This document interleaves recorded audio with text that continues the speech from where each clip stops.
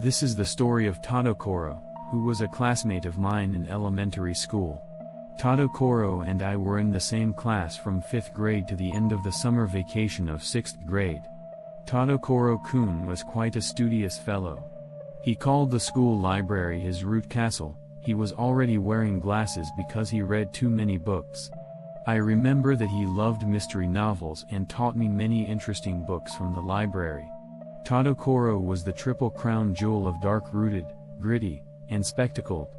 If this were all, he would have been the first target of bullying, but Tadokoro had an unrivaled talent. He was exceptionally good at telling scary stories. And all of his stories were his own creation. In retrospect, I have heard these stories somewhere before. I suppose that he had heard these stories somewhere before, or he had changed incidents of the time into horror stories, but he was still in elementary school. Everyone looked up to Tadokoro, who was always telling scary stories as if they were hot water. He said that all of his stories were fictional himself. He did not pretend to have a phony psychic sense, as is often the case, saying I can see spirits or you have an evil spirit in your body. When Tadokoro began to tell the story, the classroom instantly became quiet. The classroom was instantly quiet. We classmates called him Ghost Story Teacher Great with awe. I put great because he was more respected than the school teacher. It was a common and unintelligible nickname in elementary school. I usually called him Great for short. There is no longer even a ta in Tadokoro. Such is Tadokoro, but I have only told him 2 stories that were not creative. At the time I was in 5th grade, I was drawn to his stories. An unprecedented horror boom was brewing in the school, all grades.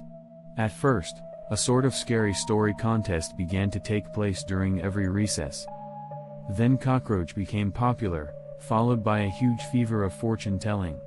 After school, many children went to abandoned houses and cemeteries to test their courage, and many of them did not return home until nightfall. However, this not coming home until night became a big problem. Parents complained, and as one would expect, the teachers took action. As a result, the horror boom temporarily subsided. Even so, there was no end to the number of children who begged Tadokoro to tell them scary stories. He thought that not only the teachers but even the parents would be scowling at him. He told the first non-creative story. The story, to put it plainly, is about word faith. When I tell a story, do you know why I say, this is my idea of a story at the beginning? Do you know why I say, this is a story I've been thinking about? You think in your head, oh, this is a made-up story, right? Actually, this is very important. The unusual narrative made everyone say, what is it? Expression on their faces. I remember that everyone had a look of what? Of course, I was one of them. Tadokoro continued, not caring about us. There is a concept called belief in the power of words. It means that if you speak words with a strong feeling, those words will have power. For example, Takeshi-kun, pseudonym, super scared, used to joke. You know, Takeshi often jokingly says to me, die, man. But you know what? Takeshi-kun really hates me so much that he wants to kill me, right? If Takeshi-kun had said to me with all of those feelings in his heart, die. With all those feelings in his heart, he would say to me, die.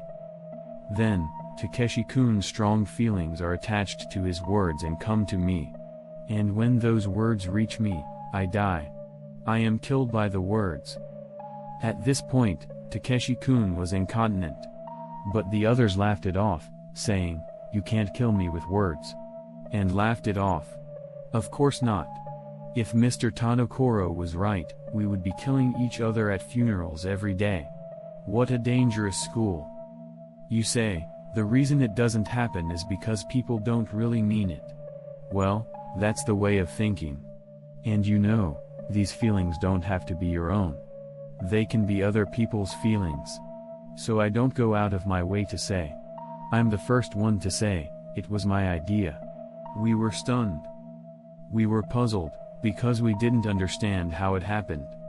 Do you remember the story I told you about the puppet crowd? What did you think when you heard that story? We had heard that story rather recently, so we all remembered it.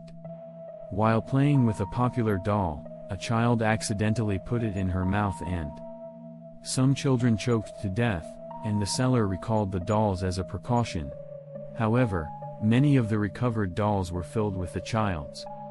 The sadness of having their dolls taken away from them so suddenly and their strong desire to play with them more. The strong feelings of sadness at the sudden loss of the doll and wanting to play with the doll more were burned into the many dolls recovered. The dolls are combined with the grudge of loneliness of the spirits of the dead children, and become a collective. And night after night, the giant dolls visit the child who was the original owner, and the child's desire to play with them more becomes a reality. After fulfilling the child's wish to play more, the story goes that the dead child is suffocated to death so that he will not be lonely. The story was scary, but in the end, Tadokoro made it up. We were afraid that if we were scared, we would be seen as the same as Takeshi-kun. We were proud of ourselves and said, "It's just a made-up story anyway, isn't it?" That's what I'm trying to say. If I said, "This is a story that actually happened," what would people think? I'm sure they would say, "I wonder if our dolls are safe. I wonder if my dolls will be okay, or if they will come to my house, or if the dolls that I threw away will come to my house." I think they would be anxious. Because this is a true story. I can't say for sure that it won't happen to everyone's dolls. No one could say anything. Anxiety erupted among us all at once. Was that a true story? Great, are you serious? Could it be that everything we've heard so far is a true story? I was at the verge of confusion. I'm so confused. Oh, don't worry, the puppet swarm is a myth. But, you know, the uneasy feeling you all had just now, but the uneasiness that you feel right now will give power to my story. If it was just 1 or 2 people, it would not be a big deal.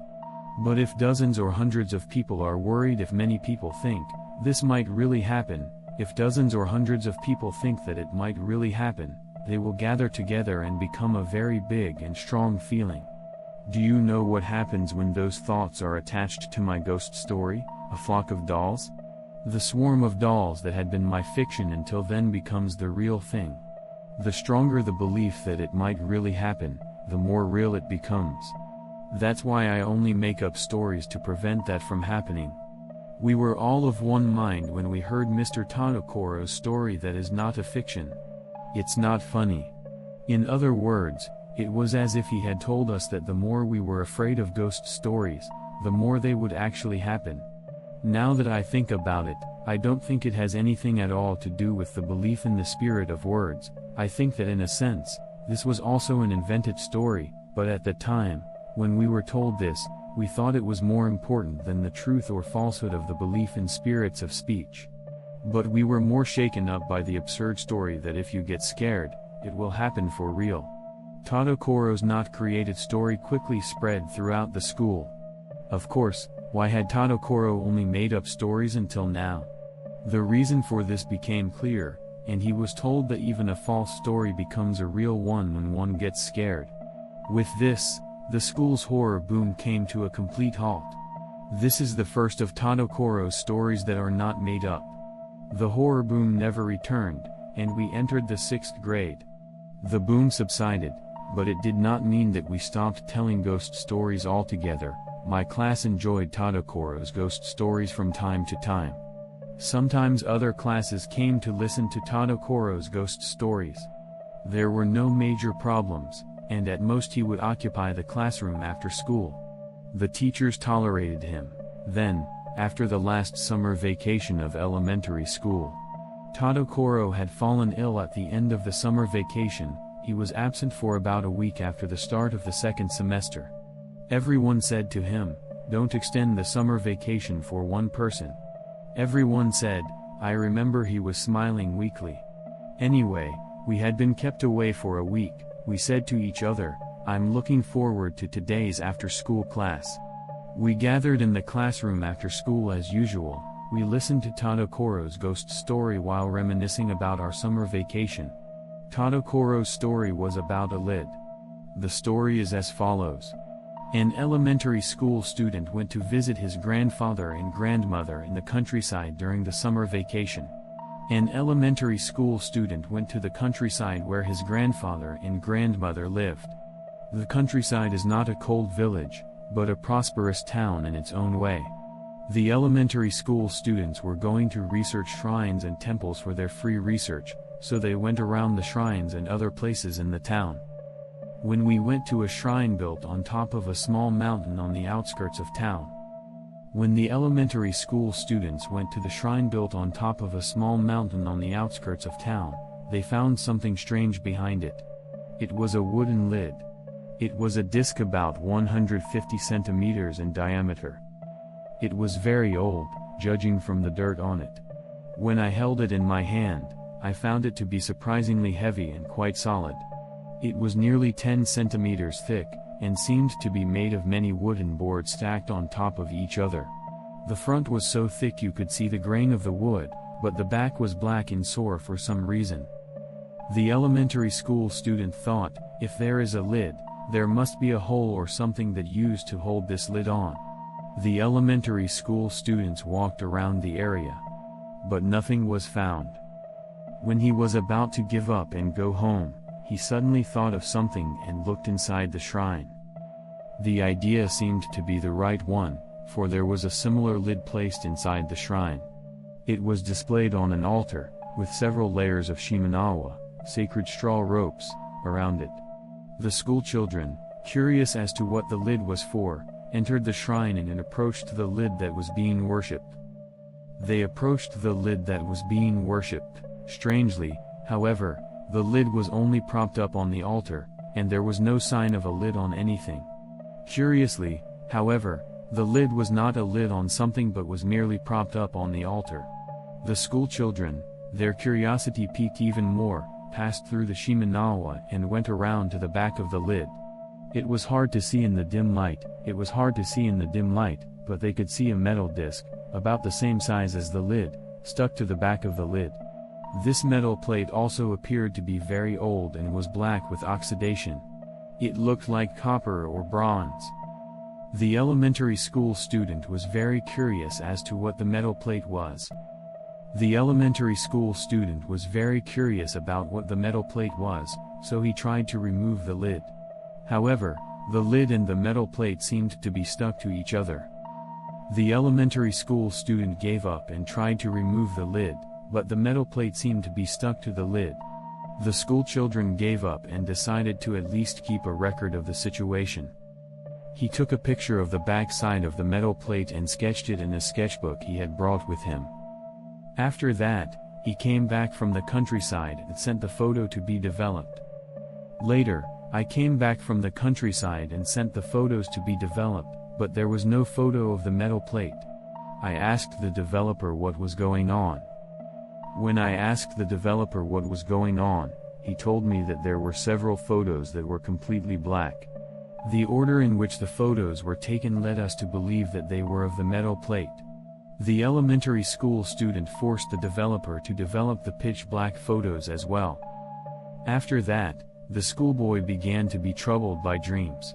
In the dream, he tried to peel off the metal plate and the lid in the same way, but he just couldn't open it.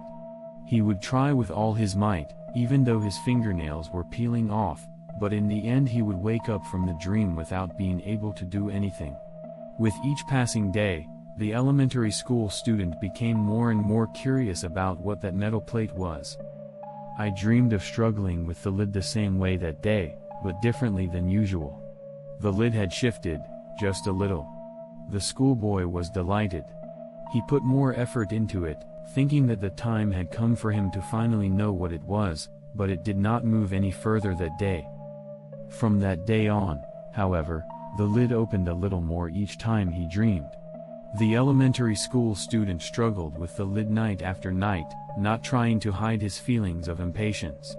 When he woke up from his dreams, all he could think about was the lid. He neglected his homework and free research during the summer vacation. What did he do while he was awake? Was to look at pitch black photographs or to sketch pictures of metal plates. Finally, the front side of the metal plate, which had been covered with a lid, appeared. The schoolboy pulled the lid as hard as he could in a frenzy. What do you think? The lid, which had been so unyielding, came off with ease. The elementary school students saw the entire surface of the metal plate. It was just a black sheet of metal. It was just a black sheet of metal, but it was a black that seemed to suck you in. The schoolboy reached out his hand to touch the metal surface. At that moment, he heard something. It was a very small voice. It was muttering something incessantly. It seemed to be coming from the metal plate. The schoolboy put his ear to it to see what it was saying. Open it up. Open it up. Open it up. Open it up. Open it up. Open it up. Open it up. Open it up. I heard a voice muttering, just open it up. Startled, I tried to move away, but my ears would not let go. On the contrary, my ears had felt it earlier. The coldness of the metal had somehow disappeared. The next moment, two reddish-black sore arms emerged from the pitch-black surface, grabbed his head. There was no time to resist. The schoolboy was dragged into the pitch-black metal plate. And there he awoke from his dream. After waking up from the dream, the schoolboy no longer had a trace of fear in his heart. He just wanted to check the metal plate in reality as well as in his dream. He was already obsessed with the metal plate. The schoolboy was sure of it. It didn't scare him then, but he could open it now. He had no doubt in his mind that he could open the door because he had opened it in his dream. He no longer had to wait for the dream. The elementary school student, who could no longer think of anything else but the metal plate, went to the shrine again without telling his parents. Without telling his parents, he went to the shrine again. And then the elementary school student went missing. Was he dragged into the metal plate, as in the dream? Or something else happened? It is not clear. In the end, no one knows what that metal plate was. Only the schoolchildren and the someone who put the lid on it know. The interesting thing about Tadokoro's story is that despite its creation, not everything is revealed at the end of the story, despite the fact that it is an original story. In the case of the lid story, we still don't know what the metal plate is. After the story was over and we had a short burp, we decided to continue the story, or rather, we decided to continue the story. We got into a lively conversation about what we thought would be interesting about that metal plate. It's a cliché, but many of us thought it was a mirror connected to the afterlife. Not the afterlife, but hell, or the spiritual world, or a distortion of spacetime, not a mirror. I enjoyed talking about various imaginations. However, I don't know why, but everyone felt a small sense of discomfort. And then came the event that made Tadokoro-kun a legend. Tadokoro missed school the next day. In the first place, he had been absent for a week due to illness. Everyone wondered if he had gotten sick again. However, Tadokoro missed school the day after that and the day after that. We were worried that Tadokoro might have been that bad. We went to the doctor and asked if we could visit him. However, the teacher shook his head. He said, Tadokoro's place is in trouble right now, so don't go there to visit him. We were surprised. Could it be that Tadokoro is very sick? Was he overworking himself that day by any chance? Various speculations flew. Then, about 2 weeks after Tadokoro took a leave of absence, the teacher told us the truth. Tadokoro had been missing since the day he told us about the lid. The teacher didn't know much about Tadokoro's parents because they didn't want to talk about it. I did not know the details of the story. It seems that Tadokoro did not return home on the day he told them about the lid. Since then, his whereabouts have been unknown. The police are already working on the case, and kidnapping is a possibility. His last known sighting was that he saw him at the nearest train station on the evening of the lid story. Where on earth has Tadokoro gone? January passed without any trace of Tadokoro-kun. After the station, the police disbanded the task force in the form of an ongoing investigation. Tadokoro's family apparently agreed to this. But we knew where Tadokoro-kun was. It was too ridiculous, but we thought it was the only way. We realized this after school on the day we heard from the teacher that Tadokoro had gone missing. Because from that day on, the investigation will switch to an open investigation and there will be a kidnapping line, so afternoon classes were cancelled. Of course, we all left the school together. After returning home, we all gathered at a nearby park. We didn't know what to do about the missing situation, which was so far removed from our daily lives. We didn't know what to do, and everyone was quiet that day. As we talked about him, one by one, everyone there realized at the same time that he was missing. Everyone there realized something at the same time. When Tadokoro told the lit story, he did not say what he should have said. The true nature of the small sense of discomfort I felt at that time. It was his story. I thought of this story. Was missing from his story. The moment we realized this, we all agreed that so that's what he was talking about. The story was a true story. The elementary school student in the story was Tadokoro himself. He disappeared just as he had told me. Ghost story teacher Great literally became a ghost story himself. When I thought about it, I was not sad in a strange way. He is a great ghost storyteller after all. Someone said something like that. It was a word that spoke for everyone's feelings. Tadokoro's last ghost story was his own. And he became a legend. This is the second story that Tadokoro told us that was not an original story. 20 years have passed since then, but Tadokoro has never been found. Tadokoro's parents soon moved away, and he wonders where his grandparents' countryside is, and I never got to hear about the photos and sketches. In hindsight, this is a rather absurd conclusion. In our mind, it was a way of paying our respects to him. We attributed his disappearance to a metal plate as a sign of respect. When we have a reunion with classmates from that time, here's to Great, who became a ghost story by himself. The above is the story about Tadokoro. This concludes this story. Thank you for listening to the end.